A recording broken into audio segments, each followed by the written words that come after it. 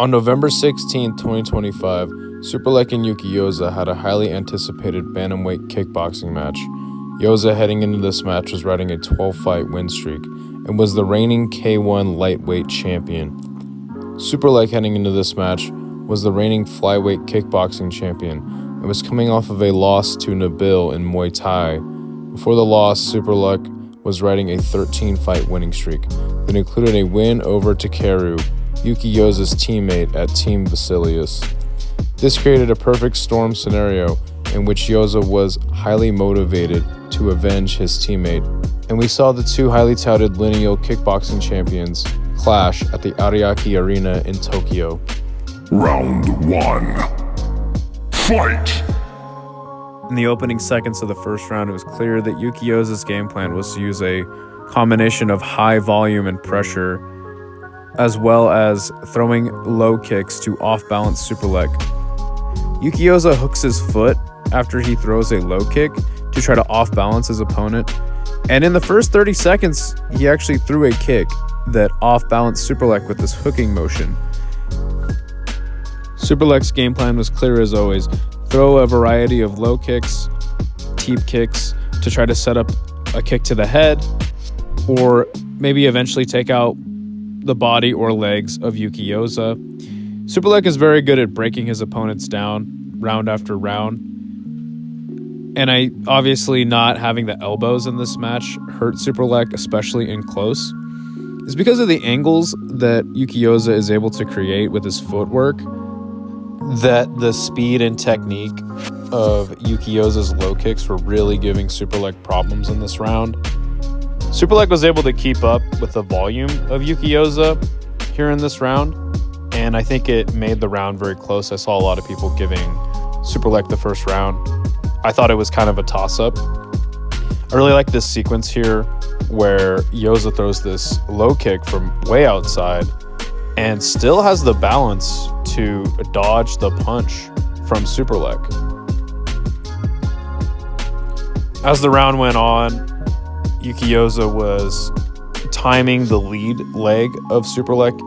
He throws up that lead leg a lot, kind of feints it, lands either a body kick, a low kick, or maybe sets up a high kick with the other leg.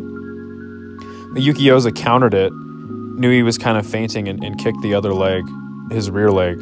I thought that was a really slick move by Yuki Yoza, and we'll see that kind of play a bigger factor as the fight goes on. But yeah, as the first round came to a close, I was starting to get nervous for my boy Superlek. And once I saw him throw that axe kick, I was like, oh man, come on. Like he's running out of options here. But I could just tell that Superlek was a little bewildered by what Yuki Yoza was bringing to the table. He was never really able to predict what was coming next out of Yuki Yoza. And Yuki Yoza seemingly knew everything Superlek was about to do before he did it. Had him biting on everything and backing up the whole round. And that's another thing that doesn't really favor Superlek in a fight. He does better, I believe, pressuring somebody. But in this last exchange of the round, you could just see that Yuki Yoza's speed was too much for Superlek. Round 2. Fight! In the second round, Yuki Yoza really turned up his movement.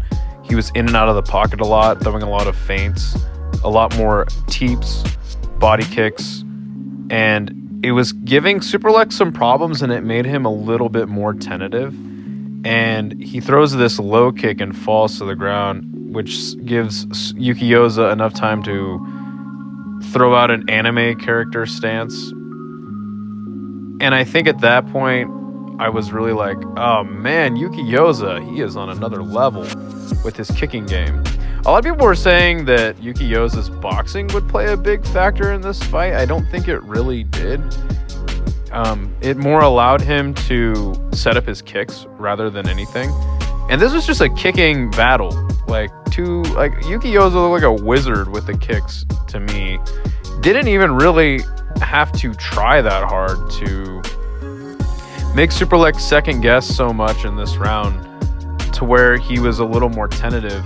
And he had to go for some higher risk maneuvers like that flying knee What gave Superlek a lot of problems in this round too was Yuki Yoza would implement this little shuffle. Like he would hold his leg kick out there, make it seem like he was planting and gonna throw something with his back foot. And then Yuki Yoza would just kind of shuffle out of the way and cause Superlek to miss really big.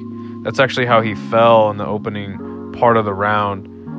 To Superlek's credit, he had moments where he was trying to hunt Yuki Yoza down. He was going for bigger kicks, bigger strikes, but again, Yuki Yoza's balance and footwork were just too much for Superlek.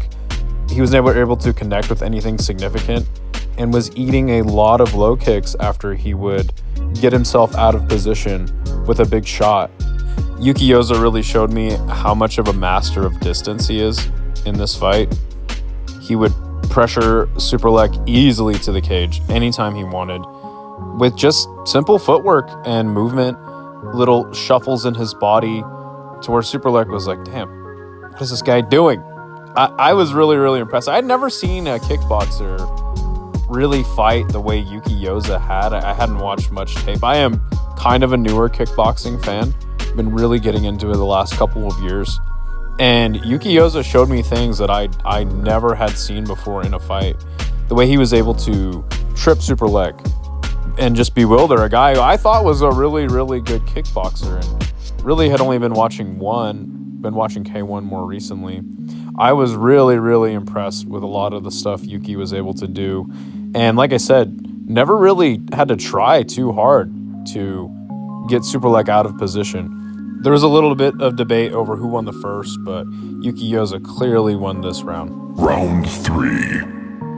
Fight! Heading into the third round, Yuki Yoza was clearly in the matrix. Superlek tried to throw that low kick again. Yuki didn't even need to do the shuffle because he just knew it would miss. And here he hooks that leg, tosses Superlek to the ground, poses, and you can see the look on Superlek's face. He's like, oh my gosh, this guy's got me dead to rights. I'd never seen Superlek kind of look this way in a fight. Usually he's got the fire in him. He's ready to lay it all on the line. But the puzzle that is Yuki Yoza was just way too tricky for Superlek to figure out here. And you can see that knee shield he puts up to block the knee of Superlek, trips him up again. And man, like I said, guy was Keanu Reeves out there, bro. And he just kept up the pressure, kept up the pace. And you'll see towards the end of the round, I mean, it was really like Superlek had absolutely nothing for him in this round. It was quite shocking for me to watch live. The clinch, Yuki Yoza sees Superlek's out of position again, hammers that low kick, trips him up another time. And Superlek shakes his head. He's like, "Oh man, what is he to do? He's got to do something crazy to hopefully knock out Yuki Yoza." But he never was able to set his feet in this fight. Yuki Yoza kept getting him out of position and pressuring him to the point where Superlek had no answer for the way he was hooking his foot, sweeping him. In this third round especially, I mean, it looked like Superlek was fighting drunk because of how easy Yuki made it look in this round. He's biting on everything. And you can see here, he throws this big time kick, they clinch up, and he gets swept right off of his feet. I was actually hoping, as a Superlek fan, they were going to take a point from Yuki Yoza because he had been sweeping him quite a bit, but upon watching it back, he was just kind of using his foot to hook him a bunch of times. That one was a pretty clear, slam takedown. You could say it's legal, it wasn't legal, I don't know, whatever. It was the first time he really had done it in that fashion, so I didn't really have a problem with it. But again, it was because he kept hitting that back foot of Superlek as he would throw a kick. He would counter the other leg. It was really fascinating to watch.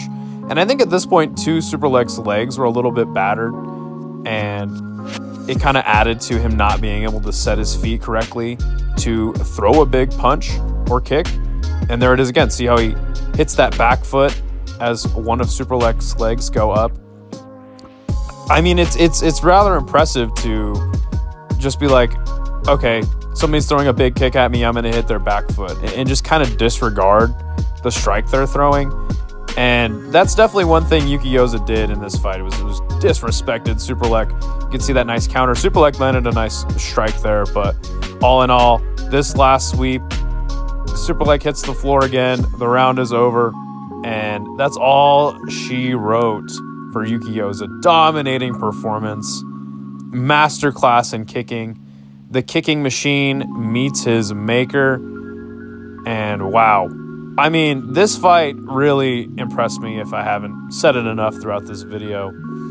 But credit to Yuki Yoza, man. Put himself on the map in my eyes with this one. His other performances in one weren't that impressive to me. But the way he was able to dominate Superlek and get a very decisive victory over him just shows me he has potential to be champion in this organization. So credit to Yuki Yoza. No hand wraps, by the way.